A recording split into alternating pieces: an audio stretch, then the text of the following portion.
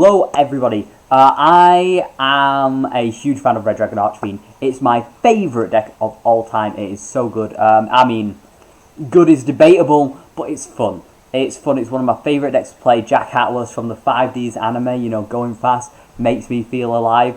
Yes, it does.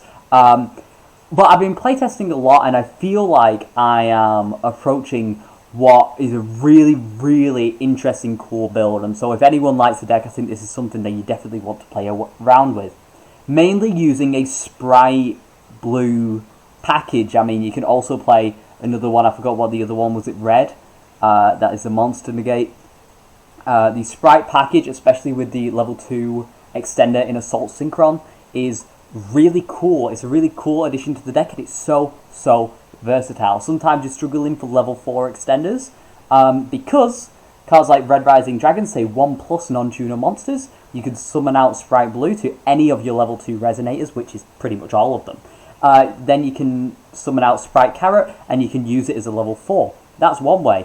On the other end, at the very end of any of your combos, you could summon out Spright Blue, summon out Spright Carrot or Spright Red, and then all of a sudden you've got an extra Spell Trap negate or monster negate to your combo. Plus, you can use any of the sprites with Obsessive Uvula Loop. So if you don't use it, or you can return it back to hand, from your graveyard, you could use Uvula Loop because it's a Fiend Tuner and any of the sprites to make a Red Rising Dragon and continue with your combos.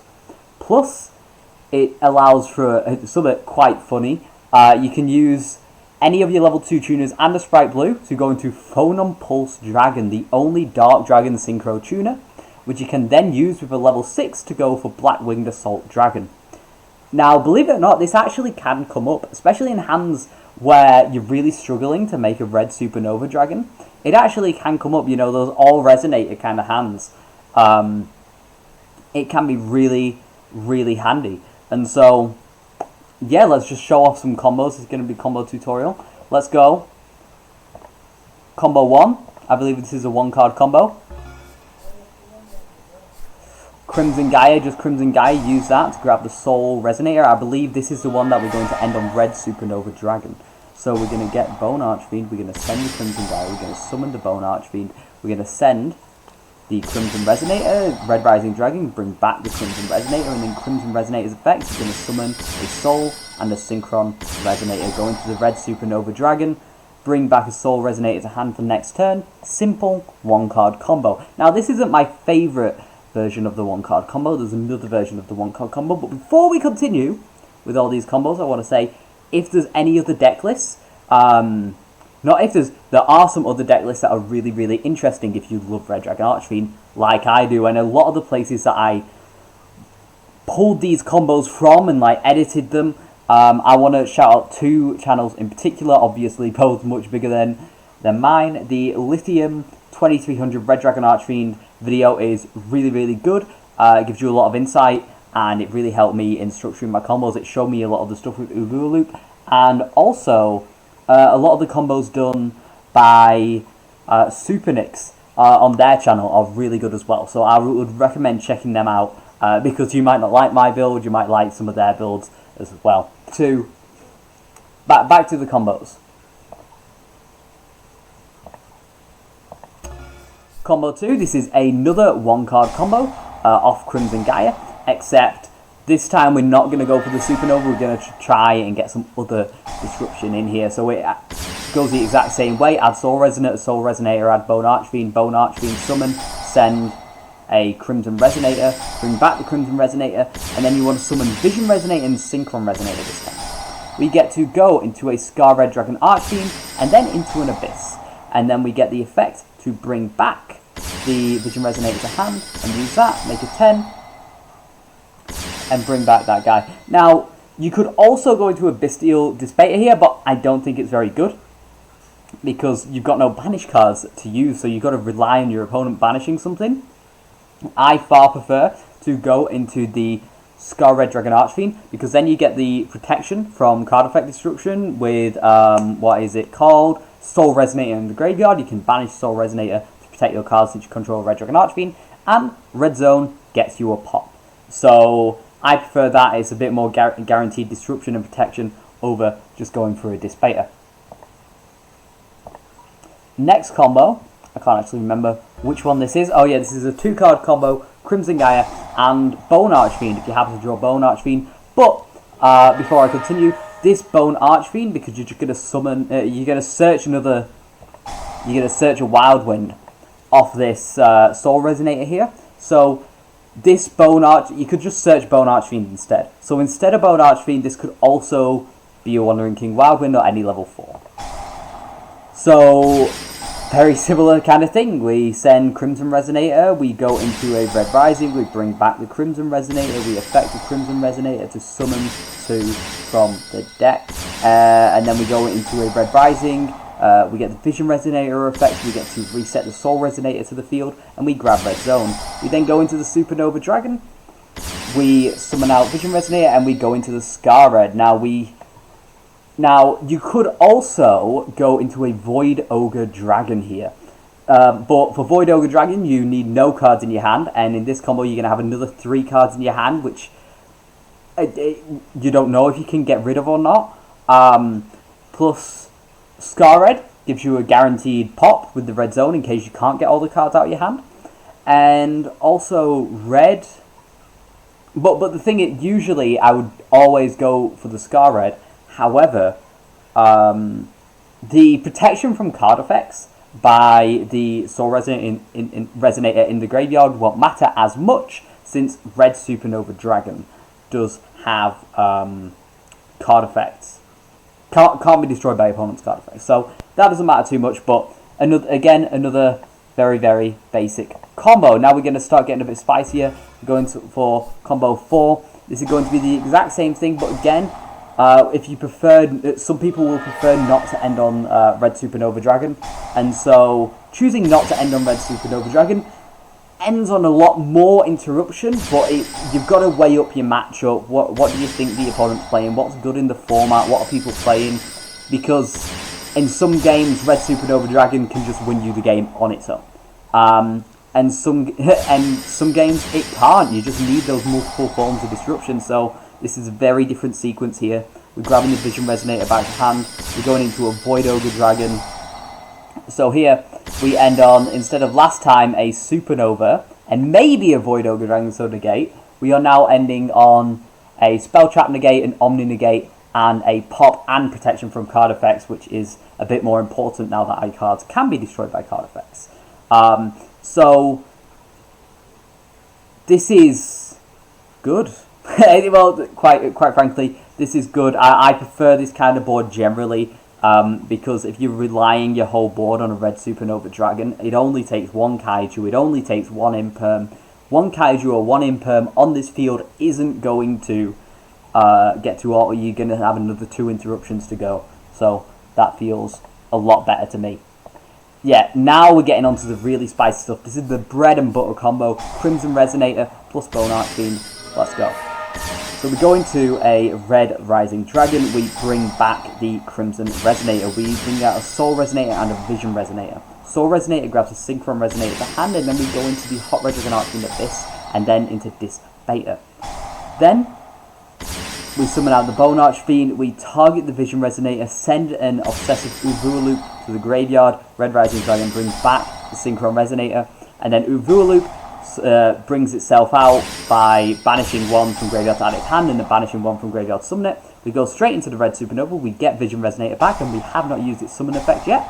We're going to use Crimson Gaia, grab the Red Zone, we're going to summon that, we're going to summon out the Red Rising Dragon, and we're going to go into a Scar Red. Keep in mind, or actually I'll let it play out a bit more, and then we get to bring back the Hot Red Dragon Archfiend Abyss at the start of the opponent's turn. This field is great. Not only it's immune to Dark Ruler, because we can use the Red Zone to pop the Dark Ruler and then use the Abyss to negate it. So that's good. We have a pop, we have a negate, we have protection from card effects, we have a Supernova Dragon, which once we banish an opponent's card, we can use Dispater as another monster negate, so that's good. If we wanted though, we could, instead of Scar Red Dragon Archfiend, go for a Void Ogre Dragon, but we won't be immune to Dark Ruler there, but we will have a Spell Trap negate, so that'll be good. We could also just straight bring back the Abyss if you want, and then you can use the red zone to you can wait on the red zone so that you don't have to have the Abyss on field straight away. You can wait on the red zone, so if your opponent activates Dark Ruler, you can flip the red zone, not even use its effect, and then chain the Abyss, and you still will keep the pop off the red zone, but you won't have a pop off red zone anyway because you won't have a Scar Red on the field. If you draw another level 4 extender, you can use the Vision Resonator plus the level 4. You can make another 6, make another Scar Red, bring back an Abyss, and then you won't have to use the red zone summon from the Banished Zone effect. You won't have to use that just to build your board, and you can use it to bring back the Red Supernova Dragon and make that twice per turn.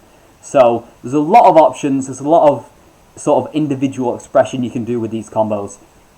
But let's go for the next one, And the next one I have done, this is kind of a 3-card combo, but if you draw a very Resonator heavy hand and access to the Spright engine, now in this hand normally you wouldn't have access to Red Supernova, or if you did, well, you could have access to Red Supernova, but you wouldn't get much else. But thanks to the Spright engine, we're going to be able to put up a few more disruptions, and I think this replay is really good at showcasing all the different stuff that the Spright engine can be used for. Plus we start off with the Crimson Resonator, and then the Crimson Gaia. We use the Soul Resonator's effect, we add the Bone Archfiend to hand, we send the Crimson Gaia, we send an Loop, we go into the level 6 Red Rising Dragon, we go into the new Scar Red Dragon Archfiend, we summon out the Vision, the Synchron, we use the effects of Scar Red to summon out Red Dragon Archfiend, and we add the Red Zone from Vision Resonator. We then go into Abyss, we banish for Loop. This is going very, very fast. We banish for Loop in order to summon back a Red Rising Dragon, and then we use the Crimson Resonator and the Red Rising Dragon to make a Void Ogre Dragon, so that's a spell trap. We've already got one negate, a spell trap negate, we've got a Dissipator on the field. Let's see what else we could do, because we've still got a Resonator, we just summoned out Spright Blue, we've still got a Loop in hand, and we've still got a Spright Carrot, so that would search for Spright Blue. So then we get to go into Bane, this is what I was on about before, we use the Spright Blue as well as the Loop to go into a 6. And then we're going to summon those two, we're going to go into a Phonon Pulse, and then that allows us to go into Blackwinged Assault Dragon. What a lot of people don't realise is that the Hot Red Dragon Archfiend Bane can actually be used to pop itself, just to bring back a Red Dragon Archfiend or Scar Red Dragon Archfiend. It's just really, really useful for cycling, because this would have, before, we wouldn't have had access to the Scar Red Dragon Archfiend. I mean, admittedly, we could have banished the Scar Red Dragon Archfiend from the graveyard, kept a level 2 on field, and could have kept the level 2 on field, and then we could have just left the Void Ogre Dragon on field. Maybe that was a better way to sequence it, but still, we set the red zone, opponent's turn, standby phase, we bring back this, and all of a sudden, that hand that normally we wouldn't have access to too many things, has become so good. We've ended on a Omni Negate, a Spell Trap Negate, a Pop, we've got a Dissipator, but we kind of have to rely on them banishing something for that to be any kind of interruption. And we've got the Blackwinged Assault Dragon that will burn 700 damage to your opponent for every monster effect they activate, and then eventually you contribute it with 4 or more feather counters to destroy all cards on the field. So that's another really solid form of disruption. Now, I only play because having access to Blackwinged Assault Dragon can come up in some hands, but also it's a very small engine in the extra deck. You play 1 copy of Blackwinged Assault Dragon, and you play 1 copy of the Phonon Pulse Dragon, wherever that has gone. Now, I'm assuming King Calamity is going to get banned at some point. So if you've got a little bit more space at the extra deck and you're willing to cut another card, this is the exact same combo, except you want to throw in an actual black-winged dragon and a second black-winged assault dragon into the extra deck. And some people will prefer this route going through the combo. Now, we kind of this is I'm not going to bother commentating this because this is the exact same route as before. The only real difference is that instead of the Void Ogre dragon, we're going to go into a black-winged dragon. So let's wait to get to this point. Come on, come on. There we go. We go into a black-winged dragon. We do the exact same combo. Now this does end on one less spell trap negate. However, because we will have the Phonon Pulse Dragon and the Black-Winged Dragon in hand, we can summon another Black-Winged Assault Dragon. And so, essentially, this ends on something a lot different. We've still got the red zone, so we're still immune to Dark Ruler, because we can use red zone and then use the Abyss to negate it. Every monster effect they use, they will be burned for 1,400 points of damage. We have the Scar Red Dragon Archfiend, which enables the pop of red zone, and Bestial Despater is actually live. And because it's actually live, that's another pop. So we sacrifice one spell trap negate in order to get another pop of Despater and an extra 700 damage per monster effect. So this is why this build of the deck, I really like it. That you can put up some really interesting boards, even if you don't actually like it, even if some people don't think it's better. I do think it's fun. You know, it's fun. You want to go into the Black-Winged Assault Dragon. It's all Dark Dragon synchros, and so it's really, really interesting. But again, I'm going to go back to the deck. So that we can have a look at the deck list one more time. This is my deck list. You might want to, if you can fit in the Spright Red somewhere, it might be worth it. Maybe cut a copy of Crimson Gaia or a Call By. I don't really like playing one Crimson Gaia because it can be really handy to search the Soul Resonator, which I only play 2 copies of. Assault Synchron, level 2 extender, really good. If that goes to the graveyard, if that's in your graveyard, you can banish it from your graveyard and off the effect of Supernova. So you notice in a lot of these combos we use the Summon from the Banish Zone effect of Red Zone, which normally would be good to use off the effect of Red Supernova Dragon because it's not a once per turn. You can keep bringing it back, keep banishing the field. So if you can use Assault Synchron in your combo, then even if we use up the red zone, we can still essentially make Red Supernova twice per turn with Assault Synchron. Plus, since if one of your monsters is tributed, I'm pretty sure now, I haven't actually tested this, I'm not a judge, but I'm pretty sure you can bring back kaijus. No. You can bring back your monsters if they get kaiju'd, is what I'm trying to say. So it makes the deck a little bit less susceptible to kaijus and such. And so I really like this deck list. I'm so happy that I get to show it you all. This, of course, is after the release of Earthbound Prisoner, and we don't know when that's coming out in the TCG. So it might be better to... a slightly different list. To be honest, Earthbound Prisoner, we probably literally just cut the Earthbound Prisoners and put in an extra copy of Small World, and that should probably be relatively consistent still. But yeah, this is my list. I think it's really cool. I think it's really interesting. I think it's certainly the most fun list I've come up with so far, and I really, really, really like it. But I can't wait for the structure deck. I'll have profiles on the structure deck. So yeah, stay tuned, subscribe. Later on in the year, I've got a really bad laptop right now. It's struggling to run things, so I can't even edit on it really. And so towards the end of the year, I should be getting a new laptop. And as soon as I get that new laptop, I expect a lot more content. Expect consistent actual streams.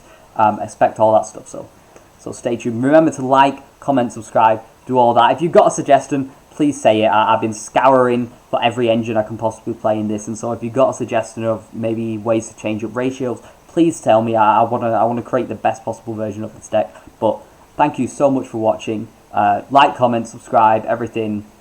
Thank you. Yes.